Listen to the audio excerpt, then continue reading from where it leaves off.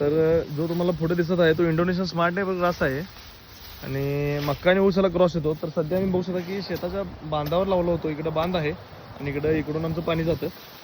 तर काही अशा पद्धतीचं आहे. तर खूप चांगल्या पद्धतीने येतं इंडोनेशियन स्मार्ट नेपर ग्रास. जर तुम्हाला जे स्टिक्स वगैरे हवे असतील तर जो तुम्हाला स्क्रीनवर नंबर दिसत आहे त्याला कॉन्टॅक्ट करू शकता. आणि आपल्या के एस स्वामी यूट्यूब चॅनल लाईक, शेअर आणि सबस्क्राईब देखील करा. तर हा नेपियर जो आहे ह्याला मक्का आणि ऊस क्रॉस येतो आणि खूप चांगल्या पद्धतीने ह्याला जनावर, गाई, म्हशी, शेळी खूप चांगल्या पद्धतीने खातात.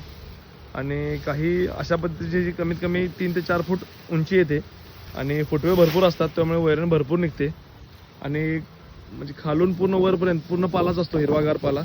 तर काही अशा पद्धतीने खातात.